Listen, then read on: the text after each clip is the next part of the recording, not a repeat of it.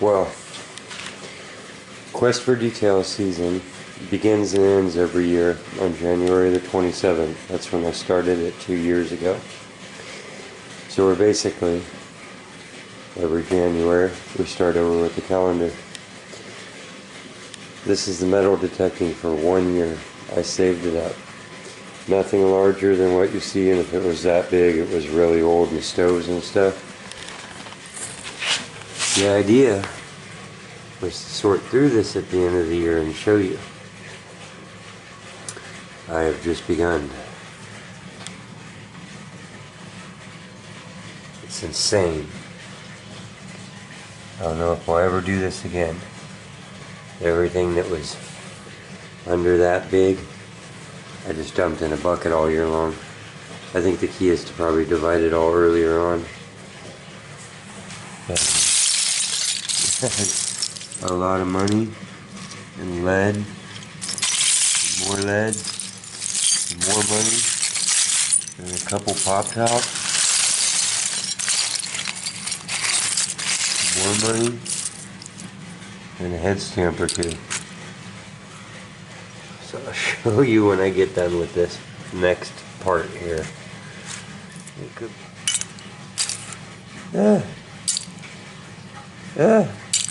keep in mind that this is none of the older coins. I keep a jar of all older pennies. So out of all of this, what you'll see is how few copper pennies there are left out there, because I even pull them out of my pockets, and my change I get back from stores and I put them in that jar. So this is just all modern clad pop tops, and I run the magnet over this, pull all the iron out. Basically, I've started with the real simple, definite keeper objects that I want to restore someday, and then bizarro objects I want to be sure and show you in the wrap up, you know, key collections and plier collections. Also missing from this will be a lot of the magnet fishing finds, because they didn't make their way into these buckets, and a lot of the time the cleanup of those, I just kept the knife or the wrench or the pliers or whatever, and then tossed the rest. So this was emptying out my bags every time for metal detecting. So, like I say, a lot of the only large stuff is right there, and it was old and generally on hunts that were close to home or where I had the truck nearby. We'll see you in a day or two probably.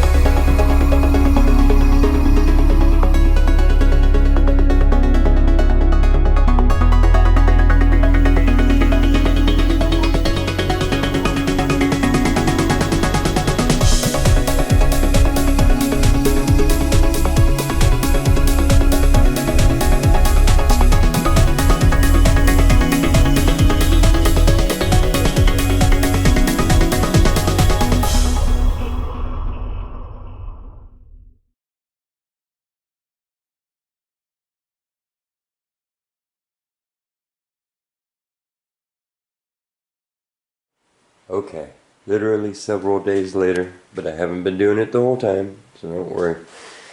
Just spent some hours in the evenings doing it. I wish I'd done it on a better contrast, but this was the only tarp I had. So, really started metal detecting heavily, 11 months ago. On January 27th will be our beginning of the third season. So this is the wrap up for our second season, or our second year of metal detecting and magnet fishing. Now there's a lot of things that aren't here. Like I said, they're either restored, gone, didn't haul them home, or they're just somewhere else right now. But this is what was in my buckets, the buckets that pile up. In the back you'll see some garbage buckets of just flat, lids and stuff. Here's our iron targets. So this is what I lifted off with the magnet. So you can see, everything that was a false signal that was iron. Some of them because they're square, so I still pick those out and put them over here, which is basically my good relics that I'm going to keep and restore. So these are everything that I think is cool and needs to get checked out to see if it's lead or some sort of ore disc, to be identified still, checked for what kind of metal they are, cleaned up, all that. So every square nail I find goes in there. And here's the sword blade that we found magnet fishing. That was pretty cool. A lot of these knives come from magnet fishing. Utensils.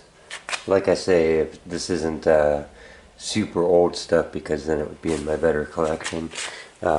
Smoking utensils of every kind. Sometimes you feel like a jail keeper or something with the different sorts of inventions.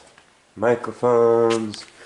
What is that in here? Pieces of guns, handles, pliers, fiskars, torches, pieces of motorcycles, dog tags. Some of these older chunks I'll keep because they're actually kind of historic. They came off the site so I can remember.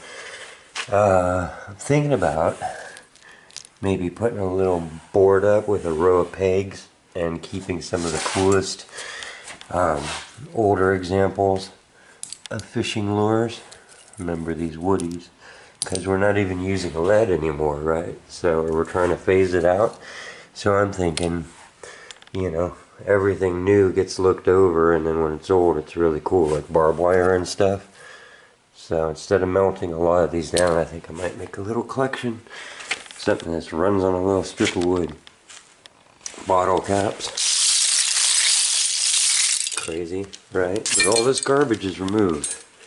Okay, treasure hunters, gold miners, people who recover stuff from waterways are probably doing the bulk of cleaning it up. And you can see the lead when it gets old. If it's left there, it gets white.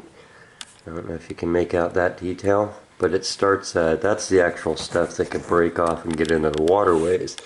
The sooner you get it, the less decomposed it is.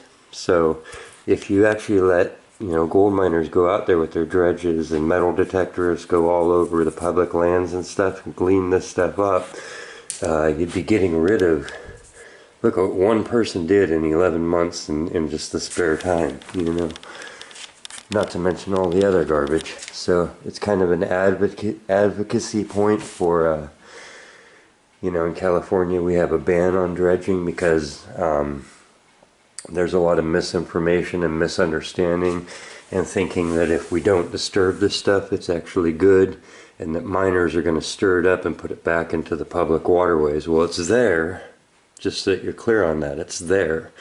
Now hopefully we're switching over to different methods of fishing. We're using steel weights and all these different things, and so there'll be less and less lead in the waterways. If we leave it there for all times, which is basically where we're at now with absolutely no dredging ban, then they'll sit there. Now it sits exactly where gold does and all your precious things. So you recover more lead sometimes than you do gold, which is the case here for sure. And here's another example. See the white chalk on the outside? You can see the silver where my shovel hit it. So don't want to spend too much time on that, but the white chalky stuff is the lead decomposing, and that naturally, as it gets tumbled in winters, will just keep banging around. Every time the gravel stirs, it'll grind these up. There'll always be more and more and more until somebody running a dredge, somebody gold panning, somebody crevicing, somebody running their metal detector goes, "Oh, look, is this gold? Nope, but I'll take it out of here." And then it's actually gone. So most interaction that you have as a treasure hunter or a miner with lead is finding it and extracting it from nature, which is pretty cool. And a lot of mercury and stuff too. Moving on. Thank you for bearing with me on that. It's just an opinion. And, you know, proof positive. Here is our pop tops and smaller aluminum targets. Now mixed in, you'll see the bottom of, you know, light bulbs and stuff, because I am a crazy man, but I'm not crazy beyond that point. So maybe we'll hit that with, you know, 1500 degree propane torch. So I know that's all we need to do to melt aluminum down, and see if it turns into something liquid. And then we could skim off the ugly, pour that down an ant hole or something is what I was thinking. Glasses, glass pieces. Not much of an underwater swimmer, guys. So I didn't get very many. These are what was lost on shores and stuff. Cell phones, except for a couple that I think I tossed in the garbage can because they were leaking crud and crap. That's actually a radio. You gotta watch out for batteries when they're decomposing. You don't want to carry them around with you all day. Here is keys, locks. Just kind of sorted everything into their like collections. Here is bigger rusty relics that may never be cleaned up, but I don't know what I'm doing with exactly. I haven't gone to the scrapyard yet because they're old and kind of cool. Might find a little pile on, or a spot on my slope and make a pile.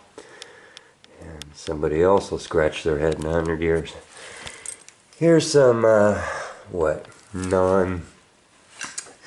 non-metal objects that we found that came out of my buckets. So these are shards and little bottles that now have come to light, and they'll go to their right spots, or I don't know what you do with some things.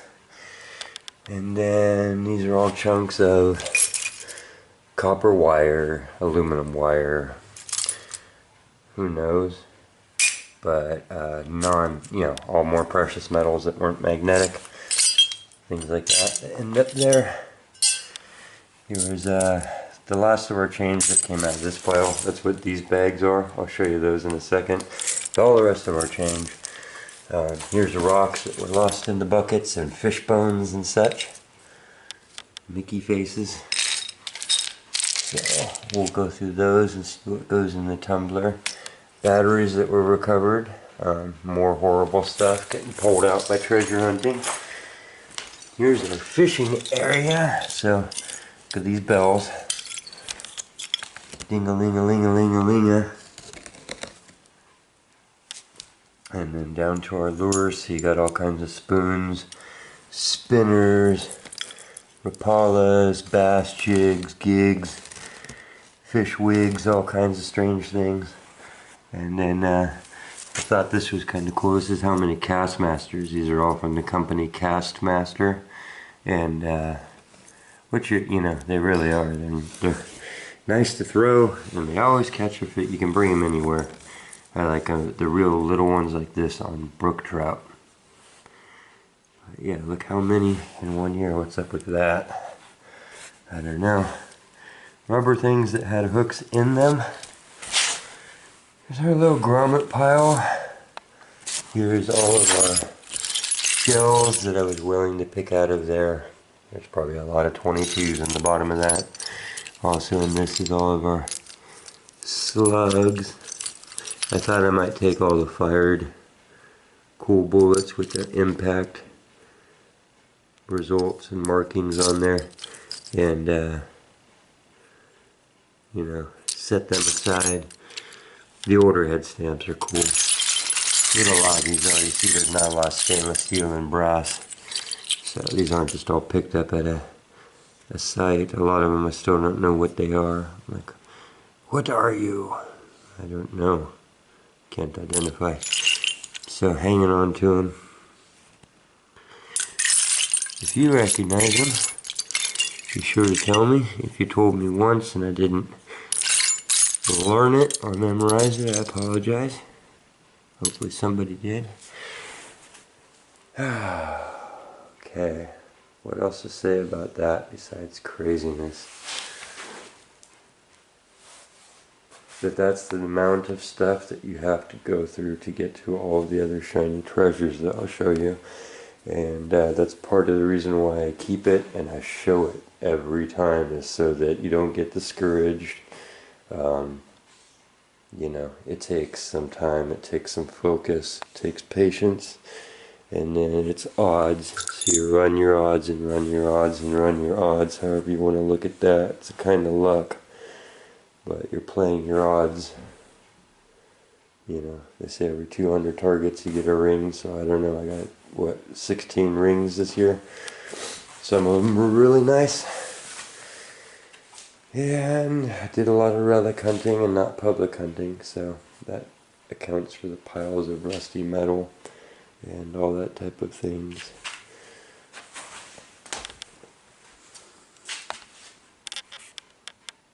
Looks kind of cool. Whoever seen Pink Floyd The Wall, you know? I think we are there. Okay. Pretty cool, pretty cool, pretty cool.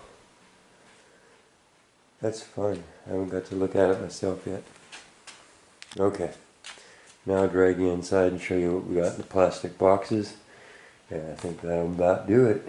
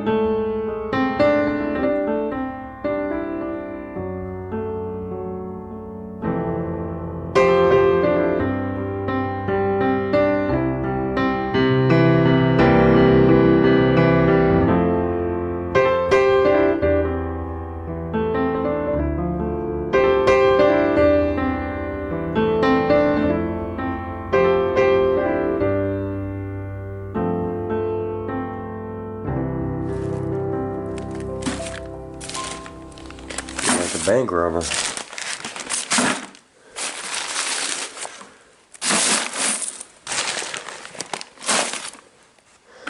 Okay, here's one last look at our finds of the year, our finer finds.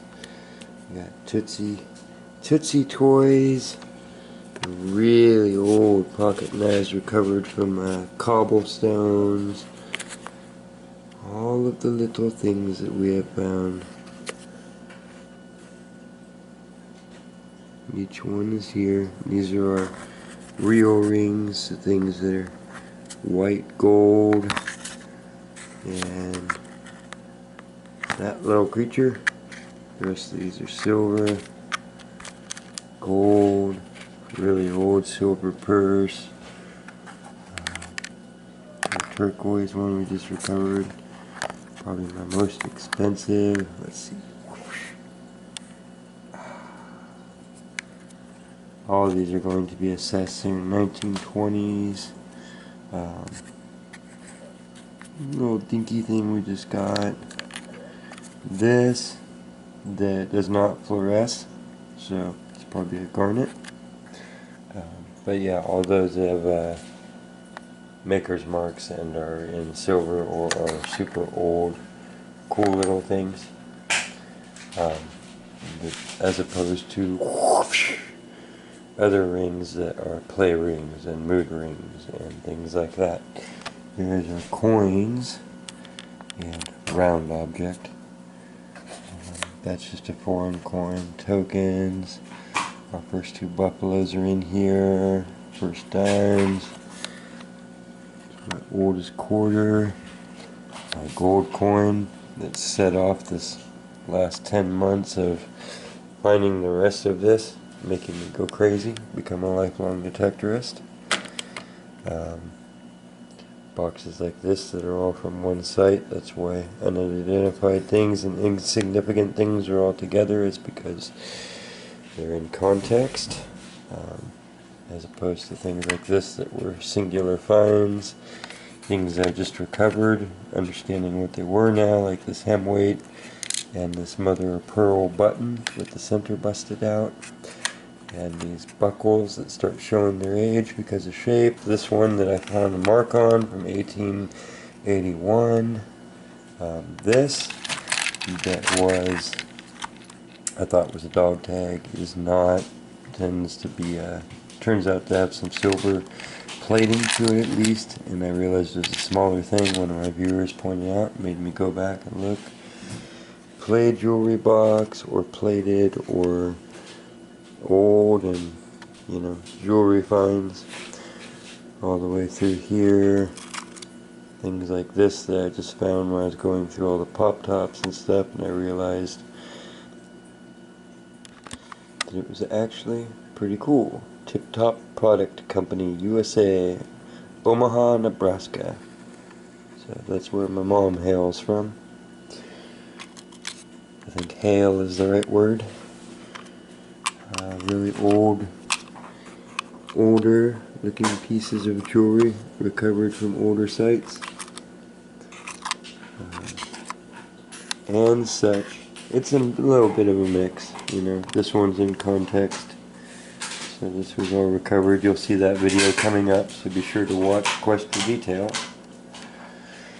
in coming episodes, because same thing with this is all in context. I'm hoping to go back to that site. But yeah, let's see, these are all the wheat pennies. I was going to do a spread on that, so I'll show you that. And so there's all of our shinies for the year. This was one foreign coin spill. All these are on the Quest for Detail, Quest for Treasure playlist. If you can find the playlist tab and click on that, it'll take you to where I've made a list of the Dirt Journal, Quest for Details, details of the quest, the Heritage book, each of these different series that I eventually want to bloom into full-on things here. And so they're in a list, so every time I go treasure hunting, it goes on the Quest for Treasure list. And it's a good way to find them all. They're in order and numbered. And you'll see all of these things there. Incredible year though. Mind-blowing. I think our next goal, we're going to take the meteor mite that I found, this gold coin, and at least the ruby ring, and the gold chain, I think, just for kicks. And we're going to go out to, well, we might take this box of coins too because there's so many, and we'll go to a couple different shops and we'll get them assessed and see what's going on with their values and histories and what they are, and get them verified and all that. I have a few questions coming up, so that is ahead too. It's going to be an exciting new season. My mind has been spinning and spinning and spinning with all kinds of new ideas, but I'm not going to reveal all of them today. I think we'll just kind of do the wrap up and the summary of this year, and then I'll keep giving you some updates and we'll move along. Definitely doing some giveaways. We've reached 10,000 subscribers as we are finishing this, and thank you. I thank you so much. It's incredible. I never thought I'd get there. My brain is like, how do I repay you? I really appreciate your time and your attention on the planet. It is the most precious thing that you have, and the fact that you're giving it to me is incredible. So thank you, thank you, thank you. And yeah, there will be some appreciation giveaways coming up shortly, so please stay tuned in the next season. And thank you for coming with me on the Quest for Details. and we will see you at the next something here right about now.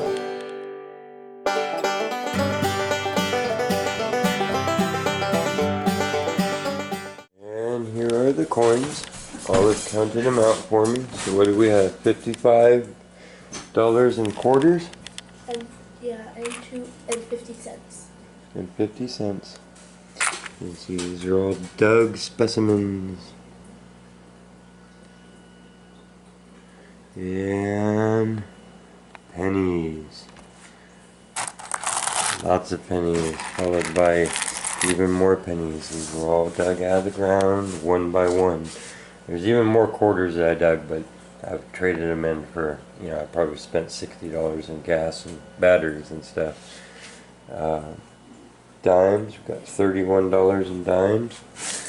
These are all dug specimens.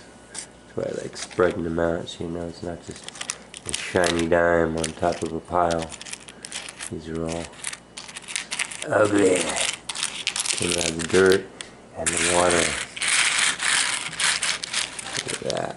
Those are all dimes. Every different condition too. You get the same year, but it'll be 4 different colors here. So, pretty cool. Yeah, nickels. Same deal. That's a lot of nickels. Any of those could have been really killer rings. 2 of them were buffaloes. So there are the odds that were presented to me this year and what I got out of them. So, for whatever you can take from that, we will see what happens next year. We can start sorting out what you get when you go treasure hunting. Okay. People come up to me every time I'm out and they say, "Do you find things with that?" And I was happy when I found my first quarter. So it's been a good year. I learned a lot. I found a lot. And made a lot of new friends. Okay, there's the cleanup on our wheat pennies. Starting at 58. You see the 50s have the bulk of them. 57 going all the way top to bottom and off the board. Weird gap in 54, but it's the sites I'm at too, not necessarily what's going on with American currency. A gap in the 50s. 47. These are war pennies, so it's pretty cool. Got one steel from 43. Wish I had a steel from 44 or a copper from 43. I don't. If anybody else sees anything, check my 1919s as I was advised to. I don't see any initials on the back at the bottom. Just appear to be plain 1919s. 1914, 17, 18, 19. Whoosh, 1 from 26, 29, 37, 38. So it's an easy way for me to kind of check what I have. I can go back and hit this as inventory too. So you know, there's a lot of cool videos out there. I really love those where people are giving advice on what coins to look for. And you know, so you're always going back going, oh man, maybe I have one of those. So maybe someday I'll get organized and get a little book, but then I'd need like 20 little books for the 55s. I don't know what you do. I'll just keep them like I am for now. But thought that would be interesting. No Indians, no V-nickels. I'm out here in California. I don't know. Okay. Believe it or not, is all the coppers I could find in my pocket and my metal detecting throughout the year. So this is everything pre-83.